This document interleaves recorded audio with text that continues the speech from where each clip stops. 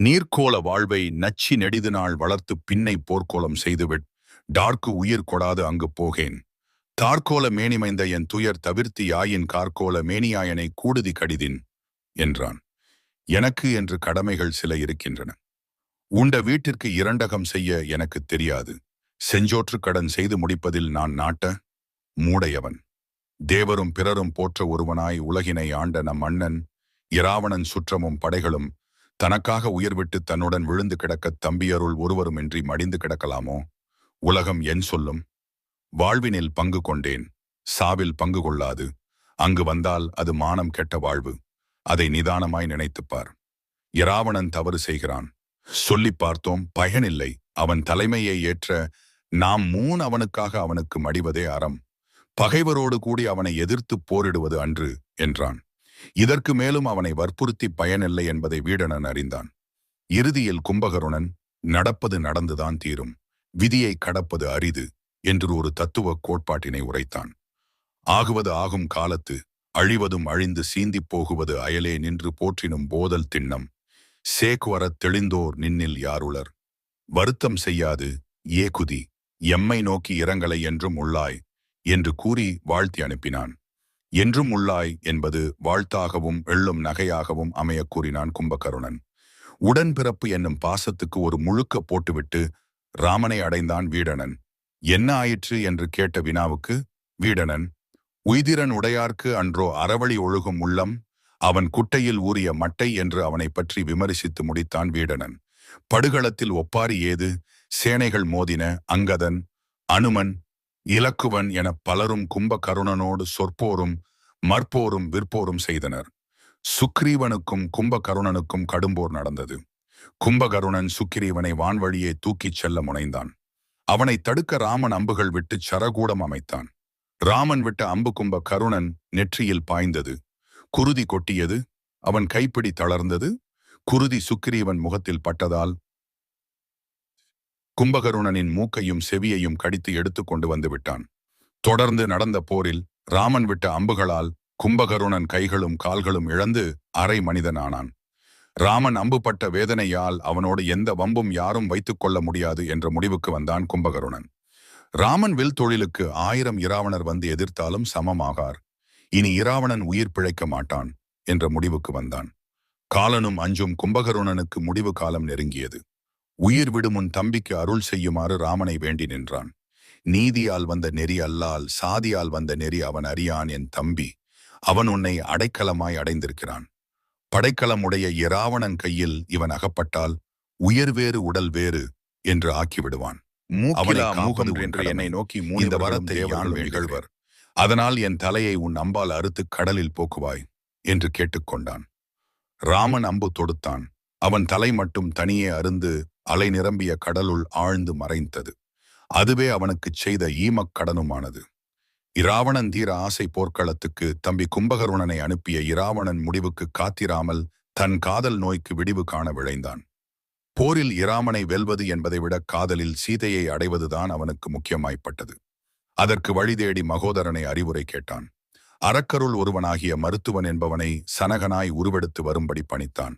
அவனை அடுத்து வரும்படி இராவணன் கூறிவிட்டு அமுதின் அநேய அழகியை நாடிச் சென்றான். குமுதம் போன்ற இதழ்களை உடையவளே, நீதான் எனக்கு உயிர் தர வேண்டும், உன் அடைக்கலம் நான் என்று சொல்லி பழைய பாட்டை பாடினான். தனக்கு இணங்குமாறு வேண்டினான். அவள் துவண்டு அவனை வெகுண்டு வெறுத்து ஒதுக்கினாள். நாடகம் தொடங்கியது. சனகன் வடிவில் வந்த அரக்கன் தன் உரையாடலை தொடங்கினான். அன்பு மகளே, அவன் ஆசைக்கு இணங்கு. பிணங்கினால் நம் குலத்தையும் நம்மையும் அழித்து விடுவான். நீ மனம் வைத்தால் நான் உயர் பதவிகள் பெறுவேன். நீயும் அவனுக்கு தேவியாவாய். இருவர் ஆவியும் நிற்கும். நீ சிறையடை தேம்பி என்ன பயன் என்று அறிவுரை கூறினான். மானத்தை விட்டு என் தந்தை உயிர் வாழான் ஈனச் செயலுக்கு அவன் ஒரு காலம் சம்மதியான். முறை கெட்டு வாழும்படி உரை செய்ய மாட்டான் என்றாள் சீதை. வாள் உருவி சனகனாய் வந்தவனை கொல்ல கையோங்கினான். நகைத்தாள் சீதை. நாடகம் நன்று என்று நவின்றாள். நீ என்னையும் கொல்ல மாட்டாய், இவனையும் கொல்லப்போவது இல்லை, யாரையும் கொல்லப்போவதில்லை. அது மட்டுமன்று, போரில் நீ வெல்லப்போவதும் இல்லை.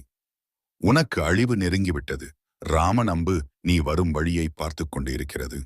புகழ் எனக்காக காத்து கொண்டிருக்கிறது என்றாள். மகோதரன் இடை நின்று இராவணனை தடுத்தான். அவசரப்பட்டு இவனை கொல்லாதே. நாளை நீ வெற்றி பெற்றால் சீதை உம்வசமாவாள். அப்பொழுது தன் தந்தை எங்கே என்று அவள் கேட்பாள். அங்கை விரிக்க வேண்டி வரும் என்று கூறினான். அந்நேரத்தில் கும்பகருணன் போரில் மடிந்த செய்தி இராவணனுக்கு எட்டியது. ஆறா துயரத்தில் ஆழ்ந்தான். தம்பியை இழந்தது ஈடு செய்ய முடியாத இழப்பு என்பதை உணர்ந்தான். போர்க்களத்தை நோக்கி அவன் சிந்தனை சுழன்றது. அங்கிருந்த திரிசடை சீதைக்கு ஆறுதல் கூறினாள். வந்தவன் சனகன் அல்லன், நடிப்பு என்று கூறி அவளை தெளிவுபடுத்தினாள். அலைகள் ஓய்வத்தில்லை என்பதை அறிந்து அவள் தெளிவு பெற்றாள். இந்திரசித்துடன் போர் தம்பியை களப்பலியாக்கியபின் அடுத்த தளபத் யார் என்று நாடினான். இராவணன் இளைய மகன் துடிப்பு மிக்கவன், துயர் அறியாதவன். கொட்டிலில் கட்டி வைத்த இளங்கன்று அது துள்ளி குதித்தது. ஆம், அவன்தான் அதிகாயன். அடுத்து அவன் அனுப்பப்பட்டான். ராமனுக்கு இளையவனை சந்தித்தான். அவனோடு தன் வீரத்தை காட்டி விளையாடினான். படுகளத்தில் உயிர் விட்டான். செய்தி அறிந்து இராவணன் செயலற்றான். அரக்கியர் இராவணன் அருமை மகன் இறந்தது கேட்ட அழுகையால் அதனை அம்பலப்படுத்தினர். மூத்தவன் இருக்க இளையவன் மடிந்தது ஏன்? முறை மாறி நடந்து கொண்ட தந்தையிடம் சொல் மாறி பெய்து என்னை அனுப்பி வைக்காமல் தம்பியை அனுப்பி வைத்தது மூரையா என்று கேட்டான் இந்திரசித்து. தம்பியை கொன்ற கொடியவன் யார் என்று கேட்டு அறிந்தான். இலக்குவனை தன் இலக்காக கொண்டு போர் தொடுத்தான். இளஞ்சிங்கங்கள் களத்தில் முழக்கம் செய்தன. இடிகள் மாறி மாறி இடித்தன. மழை பெய்யவில்லை. நேருக்கு நேர் சந்தித்தால் வேருடன் தான் அழிய வேண்டும் என்பதை இந்திரசித்து உணர்த்தான். வீரம் வளைந்து கொடுத்தது. சூழ்ச்சி முன்னால் நின்றது. விண்ணில் பறந்து கண்ணுக்கு தெரியாமல் மறைந்தான். அவன் போர்க்களத்தை விட்டு புறமுதுகு இட்டான். ஈன்று இலக்குவன் தவறாய் கருதினான். இந்திரசித்தின் தித்திட்டம் அறியாது வாளாயிருந்து விட்டான். இராவணன் இட்ட ஆணையின்படி இலக்கு பனையும் அனுமனையும் நாகபாசம் கொண்டு பிணிக்கத் திட்டமிட்டான். அவர்கள் சோர்வாய் இருந்த நேரத்தில் அரவக்கயிறுகள் கொண்டு இருவரையும் பிணித்து வைத்தான். கட்டுண்டவர்கள் தப்ப வழி தெரியாமல் டுமாறினர். கயிறுகள் இருக்கின, கழுத்தை சுருக்கின. இலக்குவன் திக்குமுக்கு ஆடினான். திசை தெரியாமல் கைத்தான். செயலற்று தளர்ச்சி அடைந்தான். செய்தி கேட்ட ராமன் களம் நோக்கி விரைந்தான். இம்பி நிலை கண்டு உளம் தளர்ந்தான். களத்தில் இம்பியை பறிகொடுத்து விட்டோமே என்று ரிதவித்தான். வழிகாட்டும் விழியற்றான். இருளில் இழன்றான். காழ்வது போல யுக முடிவில் கடல் பிரளயம் மண்ணை மூடி தேவர் செய்வது அறியாது திகைத்தனர். எதிர்பாராத விதமாய் வானத்தில் கருடன் பறந்து கொண்டிருந்தது. நிதானமாய் கீழே நடப்பதைக் கண்டது. சிறகுகளை குவித்துக் கொண்டு கீழே இறங்கியது. தன் சிறகுகளை அவர்கள் மீது விரித்து காற்றை வீசியது. அவர்கள் மீது கருடன் காற்றுப்பட்டது. திருடனை தேள் கொட்டியதைப் போல நாகங்கள் நடுங்கின. கட்டு அவிழ்ந்து நெகிழ்ந்தன. செத்தவர் உயிர் பெற்றது போல இருவரும் விடுதலை பெற்றனர். இலக்குவன் இறந்திருப்பான் என்ற நம்பிக்கையில் இந்திரசித்து அரண்மனையில் தங்கிவிட்டான். நாகங்களின் பிணிப்பில் அவர்கள் அகப்படவில்லை என்ற செய்தி இராவணனுக்கு எட்டியது. மகனை அவன் அறிவீன தூசக்காக கடிந்து கொண்டான். மறுநாள் போரில் இந்திரசித்து வேகமாய்ச் செய்யப்பட்டான். இலக்குவனோடு நேருக்கு நேர் சந்தித்துப் போக செய்தான். நாகபாசம் ஏவி தன் ஆகத்தை கட்டியவளை அயன்படை கொண்டு அழிக்க இலக்குவன் விரும்பினான். ராமன் அஃது அறமன்று என்று கூறி தடுத்து நிறுத்தினான். அதே அயன்படையை இலக்குவன் மீத எறிவது என்று தீர்மானித்து இந்திரசித்து களம்பிட் வெளியேறினான். அவன் அஞ்சி ஓடிவிட்டான் என்ற கணக்கை தவறாய் போட்டுவிட்டனர். அவன் அரளமனைக்குச் சென்று தந்தையை சந்தித்து திட்டத்தை பற்றி கூறினான். ஆயன்படை பெறுதற்கு வேள்வி செய்யவேன் இருந்தது. அதுவரை மகோதரனை போருக்கு அனுப்பிட இலக்குவனை களத்தில் மடக்கி வைத்தனர். மகோதரன் இலக்குவனுக்கு ஆற்றாமல் ஓடி விண்ணில் ஒளிந்தான். அங்கிருந்து ஐராவதம் என்னும் யானை மீது அமர்ந்து இந்திரனைப் போல வேடம் புனைந்து முனிவர்களையும் தேவர்களையும் வஞ்சித்து அழைத்துக் கொண்டு மண்ணுலகம் வந்து இலக்குவனோடு போர் தொடுத்தான். வானவரோடு போர் செய்தலை வானரங்கள் விரும்பவில்லை. தேவர்கள் ஏன் தன்னை எதிர்க்கிறார்கள் என்பது இலக்குவனுக்கு புரியாத புதிராயிருந்தது. சேவிழந்த இந்நேரத்தில் அயன்படையை இந்திரசித்து ஏவினான். அப்படையை நின்ற அளவு மிக்க அம்புகள் வெளிப்பட்டு வானரர் மீதும் ஏனைய படைஞர் மீதும் பாய்ந்தன. அவ்வம்புகளுக்கு ஆற்றாமல் அவர்கள் அயர்ந்து விழுந்தனர். இலக்குவனும் மயக்கமுற்று கீழே சாய்ந்தான். மூச்சு பேச்சு அற்று விழுந்தவன் போல் காணப்பட்டான். போர்க்களமே பிணக்களமாய் காட்சியளித்தது. இந்திரசித்து தன் தந்தையிடம் சென்று ஆயன் படையால் நேர்ந்த அழிவுகளைச் சொல்லி ராமன் ஒருவனைத் தவிர அனைவரும் துறக்கம் புக்கனர் என்றான். இலங்கையர்கோன் உள்ளம் பூரித்தான். போர் முடிந்தது என்று உவந்தான். தனியனான இராமனை இனி எளிதில் சந்திக்க முடியும் என்று நினைத்தான். ராமன் போர்க்களம் சென்று களம்பட்ட வானரங்களையும் சுக்ரீவனையும் அனுமன் சாம்பவான் முதலிய படைத்தலைவர்களையும் தம்பி இலக்குவனையும் கண்டான். அனைவரும் மடிந்து விட்டனர் என்று நம்பிவிட்டான். புலம்பி நைந்து செயலிழந்து மயக்கமுற்றான். செத்தாருள் ஒருவனாய் மதிக்கப்பட்டான். செய்தி அறிந்து இராவணன் வெற்றிப்படை கொட்டச் செய்து விழா கொண்டாடினான். அரக்கர் பிணம் அத்துணையையும் ஆழ்ந்த கடலில் போடச் செய்து அவர்கள் சுவடு தெரியாமல் மறைத்தான். அவர்களுக்கு நினைவு சின்னம் எழுப்பி அஞ்சலி செய்தற்கு அடையாளம் மட்டும் அமைத்துக் கொடுத்தான். சீதைக்கு செய்தி சொல்ல வைத்து அவள் மங்கள நான் களைதற்காக மயக்கமுற்ற ராமன் முன் கொண்டு வந்து அவளை நிறுத்தினான். இப்பொழுது என்ன சொல்கிறாய் என்ற கேள்விக்கணையை எழுப்பிவிட்டான். அப்பொழுதும் அவள் அதை முழுமையாய் நம்பவில்லை. உறுதி கொண்ட நெஞ்சினளாய் விளங்கினாள். வானரப்படைகள் படுவதும் இலக்குவன் விழுவதும் ராமன் கண்கலங்கி அழுவதும் உயிர் மாய்த்துக் கொள்வதும் நிகழமாதன் என்ற நம்பிக்கை இருந்தது. ராமன் உடம்பில் அடிபட்ட தழும்பு எதுவும் இல்லை என்பதை திரிசடை காட்டினாள். கொண்டது மயக்கமே என்றி மரணம் அன்று என்று தெளிவித்தாள். கைதிகளை பாதுகாப்பாய் பார்வையிட அழைத்ததைப் போல அழைத்து வந்த சீதை மறுபடியும் சிறை காப்பாய் அசோகவனத்தில் அடைக்கப்பட்டாள். உணவுப் பணியில் தன்னை ஈடுபடுத்திக் கொண்டிருந்த வீடணன் காற்றின் போக்கில் செய்தி அறிந்து களம் வந்து சேர்ந்தான். வடு நீங்கிய ராமன் மேனி கண்டு அவன் இறப்பை பற்றி கடுகு அளவு அயமும் அவனுக்கு எழவில்லை. அரவு கயிற்றால் பிணிப்புண்ட நிலையில் கருடன் வந்து காத்தது போல ஆயன் அம்பாள் தாக்குண்டவர் மயக்கம் தீர சஞ்சீவி மருந்து செடி தேவை என்பதை உணர்ந்தான். அனுமன் இருக்கும் இடம் தேடி நீர் தெளித்து அவனை மயக்கம் தெளிவித்தான். நெடுமரமாய் நின்ற அனுமன் படுகளம் பார்த்து திகைத்தான். சஞ்சலம் தீர்க்க அவன் சஞ்சீவி பர்வதத்தை அடைய வேண்டும் என்று வீடணன் உரைத்தான். சாம்பவான் எழுப்பப்பட்டான். அவன் வயதில் மூத்தவன் ஆதலால் அச்செடிகள் இருக்கும் மலைக்கு வழி அறிந்தவனாயிருந்தான். ஏமக்கூட மலையை கடந்து மாமேரு மலையை அடைந்தால் அதற்கு அப்பால் அம்மருத்து மலை தெரியும் என்று கூறினான். அவன் கூறியவாறே அனுமனும் அம்மலைகளை கடந்து அறிய மருந்து மலை இருக்கும் இடம் அடைந்தான். அதனை வானர மகளிர் காவல் காத்திருந்தனர். வானரத் தலைவனாகிய அனுமனுக்கு அதை தந்து உதவினர். மறுபடியும் இருந்த இடத்திலேயே அம்மலையை கொண்டு வந்து வைக்குமாறு வேண்டினர். அதற்கு இசைந்து அம்மலையை அடியோடு பெயர்த்து ஒருகையிலேயே தாங்கிக் கொண்டு காடும் மலையும் கடந்து மார்க்கமாய் மலைக்காற்று பட்டதும் அலை அலையாய் வானரர் உயிர்த்து எழுந்தனர். அனுமன் உதவியை ராமன் பெரிதும் பாராட்டினான். இருந்த இடத்தில் மறுபடியும் மலை கொண்டு சேர்க்கப்பட்டது. போருக்கு தூண்டிவிட்ட மாலியவானே மனம் மாறினான். போரும் அமைதியும் பற்றி எழுதும் எழுத்தாளனாய் மாறினான். அனுமன் ஆற்றல் அளவிடற்கு அரியது, இராமன் வீரம் வியத்தற்கு உரியது என்று கூறி தனி ஒரு சீதையை விட்டு விடுவதே கும்பிடு போட்டுச் செய்தத்தக்கது என்றான். சஞ்சீவி பர்வதத்தால் வானர வீரர் உயிர் பெற்ற செய்தி அறிந்து இறந்துவிட்ட தன் வீரரை உயிர்ப்பிக்க இராவணன் நினைத்தான். குறி தவறிவிட்டது. மரித்துவிட்ட அவர்கள் உடலை ஏற்கனவே கடலில் எரிந்துவிட்டமை நினைவுக்கு வந்தது. தரையில் தட்டிய பந்து உயர எழுவது போல மீண்டும் வீரம் பேசி போர்வினை ஆற்ற ஈராவணன் விரும்பினான். இந்திரசித்துதான் நிகும்பலை என்னும் கோயில் சென்று வேள்விகள் இயற்றி வேண்டிய வரங்களை பெற்று வருவதாய் விளம்பினான். அவற்றால் படைக்கருவிகளும் மிக்க ஆற்றலும் சேரும் என்று கூறினான். இதில் முந்திக் கொள்வது சிந்திக்கத்தக்கது என்று பேசினான்.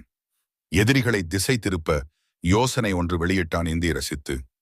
மகோதரன் மந்திர மாயையால் சனகனை படைத்தது போல சீதையின் உருவச் சிலையினை உருவாக்கி அவர்களை வலையில் மாட்டுவது என்று தீர்மானித்தான். அவ்வாறே அவ்வுருவை உருவாக்கினான். அதன் கூந்தலை பற்றி இழுத்து வந்து அனுமன் முன் நிறுத்தி அவனை பதற வைத்தான் இந்திரசித்து. பாவி மகளே, நீ வந்துதானே அரக்கர் ஆவியை அழித்தாய். என் தந்தையை மயக்கி அவரையும் அழிக்கத் தொடங்கினாய் என்று கூறி அவ்வுருவத்தை தன்வாளால் தடிந்தான். குருதி கொட்டியது. அவள் சீதையே என்று தவறாய் நினைத்தான் அனுமன். துடித்து அழுதான். இது முன்னுரை பின்னுரை ஒன்று உள்ளது என்றான் இந்திரசித்து. அயோத்திக்குச் சென்று தம்பி பரதனையும் தாயர் மூவரையும் இதேபோல வெட்டி மாய்க்கப் போகிறேன் என்று கூறி அனுமன் காணும்படி அயோத்தி நோக்கி வடதிசை பறந்தான். இந்த அதிர்ச்சி தரும் செய்தியும் அஞ்சத்தக்க நிகழ்ச்சிகளும் அனுமனை அலைத்தன. அவனை நிலை கொள்ளச் செய்யவில்லை. தலைவனைக் கண்டு பேசி பகைவர் உயிர்களுக்கு உலை வைக்க ஓடினான். மலை குலைந்தாலும் நிலை குலையாத மன்னன் மகன் மனக்குழப்பத்தில் ஆழ்ந்தான். இது உண்மை என்று கருதி இடரில் விழுந்தான். அரக்கர் மாயைகளை அறிந்த வீடணன் உண்மை அறிய வண்டு வடிவம் கொண்டு சென்று சீதையை கண்டு வந்தான். அவளை சோக வடிவில் அசோக வனத்தில் முன்பு இருந்த நிலையிலேயே கண்டான். காற்றுக்கு அசையும் இலை தழைகளைப் போல அவள் உயிர்ப்பு அசைவை காட்டியது. அனுமனுக்குச் செல்ல இருந்த உயிர் திரும்பி வந்தது. சிதை சாகவில்லை, அவர்கள் திட்டம் வேகவில்லை என்பதை உணர்ந்தனர். திசை திருப்பச் செய்த சூழ்ச்சி இது என்பதை அறிந்தனர். அரக்கன் மகன் இந்திரசித்து நிரும்பலை வேள்வி நடந்துவதை அறிந்து குரங்கு படைகளோடு சென்று அவனை தாக்கினர். வெண்ணெய் திரளும் போது அவனுக்கு தாழி உடைந்தது. எடுத்த வேள்வி முற்றுப்பெறவில்லை. நிறைவுரை எழுதுதற்கு முன் இலக்குவன் விட்ட அம்புகளுக்கு அவன் பதிலுரை சொல்ல வேண்டிய நிலை ஏற்பட்டது. போரில் தேரை இழந்தான். படைகள் அழிந்தன. தனித்து நின்று அவன் போர் செய்து பழக்கமில்லை. செல்வ மகன். அவன் கால்கள் செருக்களத்தில் பதியா, மண்ணில் படியா, விமானம் ஏறி விண்ணில் பறந்து மன்னன் இராவணன் முன் சேர்ந்தான். தேர்வில் தோற்றுவிட்டு தேர்வாளர்களை பழிக்கும் மாணவரைப் போல் பகைவர் மேல் பழி போட்டுவிட்டு பரிதாபகரமாய் நின்றான். படைகள் அழிவு பெற்ற மனக்கலக்கத்தோடு மாரதனான இந்திரசித்து அழிவின் விளம்பை கண்டான். இதுவரை மூத்தோர் வார்த்தைகள் அர்த்தமற்றவை என்று அறிவித்த அவன் மனமாற்றி வயதுக்கு மீறி வறண்ட பாலைவனத்தில் நெற்பயிர்களை திரள விளைவிப்பதில் பயனில்லை என்று கூறினான். பேரழகிற்கு இருக்கும் ஆற்றலை பிறழ உணர்ந்து அவர்கள் வேல்விழிக்கு வேந்தர் இரையாகிறார்கள் என்று ஒரு சரித்திரம் எழுதத் தொடங்கினான். அந்த சரித்திர பாடத்தை நரித்தனம் படைத்த தன் தந்தைக்கு சொல்லி வைத்தான். உயிர் மேல் உமக்கு ஆசை இருந்தால் இனியாவது உத்தமனாய்ச் செயல்படுக. நெருப்பாகி அவள் மீது வைத்திருக்கும் விருப்பை விட்டுவிட்டு அவளை அவள் கணவன்பால் அகற்றுக. இதுதான் அறிவுடைய செயல் என்று அந்த சரித்திரத்தின் கடைசி வாசகத்தை படித்து முடித்தான். அறம் நோக்கி அவளை விட்டுவிடுக என்றான். நான் மீண்டும் போர்க்களம் செல்லவில்லையேல் மரம் நோக்கி உலகம் என்னை பழிக்கும் என்று கூறி அவன் தன் முடிவை வீரத்தில் எழுதி வைத்து வேறு வழியில்லாமல் போர்க்களம் புகுந்தான். இந்திரசித்து மற்றொரு கும்பகருணன் ஆகி போர்க்களத்தில் இலக்குவன் அம்புக்கு இரையானான். அவன் தலையை அறுத்து தன் தமையன் ராமன் திருவடிகளில் காணிக்கையாய் வைத்தான் இலக்குவன். இந்திரசித்தன் தருக்கண்மை படச் செயல்பட்ட மாவீரன் என்ற புகழை நிலைநாட்டினான். மறவர் வரிசையில் இந்திரசித்து ஒருவனாய் வைக்கப்பட்டான். வாய்விட்டு அழுவதற்கு மண்டோதரிக்கு ஒரு வாய்ப்பு கிடைத்தது. சேர்த்து வைத்த துயரமெல்லாம் ஒப்பாரி வடிவம் பெற்றன. ஒப்பு யாரும் இல்லாத அந்த சீதையால் தான் இந்த கதி வந்தது என்று அந்த ஒப்பாரி சொல்லாமல் சொல்லியது. அவள் சொற்கள் ஈட்டி போல் இராவணன் நெஞ்சில் பாய்ந்தன. அங்கே மறைந்திருந்த வஞ்சிக்கொடி நினைவில் அவை தைத்தன.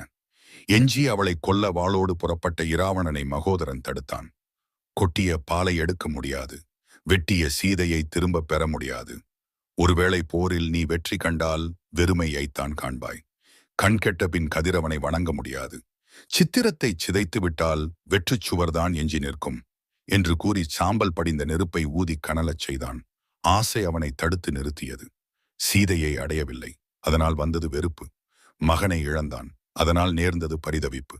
பகைவன் என்பதால் ராமன் பால் எழுந்தது காழ்ப்பு. அனைத்தும் ஒன்று சேர்ந்து இராவணனை மறுபடியும் போர்க்களத்தில் கொண்டு வந்து நிறுத்தின. மூலப்படை முழுவதும் நிலைகெட்டு நிர்மூலமாகிவிட்டன. வானரரை களப்பலி இடுதற்கு மண்டோதரி மற்றொரு மகனை பெற்று தரவில்லை. கடமை வீரன் கும்பகருணன் மறுபடியும் பிறக்கப் போவதில்லை. இனி யாரை நம்பி இராவணன் வாழ முடியும்? வீணை வித்தகன், மத யானைகளை எதிர்த்தவன், வேதம் கற்றவன், சிவனை வணங்கிச் சீர்மைகள் பெற்றவன், மூவர்களை நடுங்க வைத்தவன், தேவர்களை ஏவல் கொண்டவன், களம்பல கண்டவன், கார்வண்ணனை கடும்போரில் நேருக்கு நேர் சந்தித்தான். ராமன் கூறிய அம்புகள் கம்பன் சொற்களைப் போல இராவணன் மார்பில் ஆழப்பதிந்த நாம் கொடியும் உடன்கட்டை ஏறின. தோல்வி முகவரி தேடி முன்வந்து நின்றது. அவதார பணி நிறைவேறிற்று. அறக்கரை அழித்து அறத்தை நிலைநாட்டினான் ராமன். அறம் வென்றது. பாவம் தோற்றது. இறுதி அவலம் இராவணன் பரு உடல் ஃபார் மீது கிடந்தது. அவன் ஆரூயிர் அநேய மனைவி மண்டோதரி அவன் உடல் மீது விழுந்து படிந்து புரண்டு அழுதாள். எள் இருக்கும் இடமும் இன்றி சீதையை கறந்த காதல் உள்ளிருக்குமோ என்று தடவியதோ ராமன் வாளி என்று கதறி அழுதாள். வெள்ளெருக்கன் சடைமுடியான் வெறுப்பு எடுத்த திருமேனி மேலும் கீழும் எள்ளிருக்கும் இடனின்றி உயிரிருக்கும் இடன் நாடி இழைத்தவாறோ, கள்ளிருக்கும் மலர்கூந்தல் சானகியை மனச்சிறையில் கறந்த காதல் உள்ளிருக்கும் என கருதி உடல் புகுந்து தடவியதோ. ஒருவன் வாளி என்று ஏங்கினாள். அவன் உயிரை தேடி தன் உயிரை அனுப்பினாள். அது திரும்பவே இல்லை. நிகழ்ச்சிகள் வேகமாய் தொடர்ந்தன. வீடணன் இலங்கைக்கு ஆட்சிக்கு உரியனானான். இலக்குவனைக் கொண்டு ராமன் அவனுக்கு பட்டம் சூட்டினான். அனுமன் அசோகாவனத்துக்குச் சென்று சீதைக்கு செய்தி சொல்லி அவள் சோகத்தை மாற்றினான். அழைத்து வரப்பட்ட சீதை வரவேற்பில் ஒரு தடை ஏற்பட்டது. இராமன் சராசரி மனிதனாய் நடந்து கொண்டான். சீதையை ஏற்க மறுத்தான். பகைவன் பிடியில் இருந்த அவளை மாசு படிந்தவள் என்று உலகம் நினைக்க வாய்ப்புண்டு என கருதி அவளை ஏற்கத் தயங்கினான். இவளா என் மனைவி என்ற நாடகத்தை நடித்துக் காட்டினான். இலக்குவன் பதறிப்போனான். வானவர் அழுதுவிட்டனர். பேய்களும் சீதைக்காக கண்ணீர் விட்டன. இராமன் அவள் விரும்பினால் தீக்குளிக்கலாம் என்று கூறினான். அவளை இராவணனே தீண்ட முடியவில்லை. தீ மட்டும் எப்படி அவளை தீண்டும்? தேர்வில் வெற்றி கண்டாள். அவள் தூய்மை நிறுவப்பட்டது. அவள் கற்பில் மாசு ஏற்படவில்லை என்பதை உலகம் அறியச் செய்தான். இராமன் அதற்கே இந்நாடகத்தை நடத்தினான். பரதன் ராமன் வருகைக்காக காத்து இருந்தான். உயிர் விடுதற்கு காலம் தாழாமல் இருக்க நெருப்பை மூட்டி வலம் வந்தான். உயிர் காக்கும் உறுதுணைவனாய் அனுமன் செயல்பட்டான். குறித்த நேரத்தில் ராமனும் மற்றையோரும் அங்கு வந்து சேர்ந்தனர். அனுமன் அவசர செய்தியாய் முன்வந்து பரதனை சந்தித்தான். எல்லாம் இனிமையாய் முடிந்தன. அவற்றை சொல்லச் சொற்கள் போதா. இதோ கம்பன் கவி. அரியணை அனுமன் தாங்க, அங்கதன் உடைவாள் ஏந்த பரதன் வெண் குடைகவிக்க, இருவரும் கவரி பற்ற, விரை செறி கமலத் தாழ்ச்சேர் வெண் நெய்யூர் சடையன், தங்கள் மரபுளோர் கொடுக்க வாங்கி, வசிட்டனே புனைந்தான் மெழலி. அரியணையை அனுமன் தாங்கினான். அங்கதன் உடைவாள் ஏந்தினான். பரதன் வெண்கொற்றக் குடை கவிழ்த்தான். இலக்குவனும் சத்துருக்கன இளைஞனும் கவரி வீசினர். திருவெண்ணை நல்லூரில் வாழ்ந்த சடையப்ப வள்ளல் மரபில் வந்தவர் எடுத்துக் கொடுக்க வாங்கி வசிட்டரே ராமனுக்கு மூடி சூட்டினார். தீமைகள் தோன்றுதலை தவிர்க்க முடியாது. அவை படைப்பின் செயற்பாடு என்றாலும் அவை என்றும் நிலைத்து நின்று வெற்றி பெறுதல் இல்லை என்பது இக்காவியம் தரும் படிப்பினை. வாழ்க உலகெல்லாம்.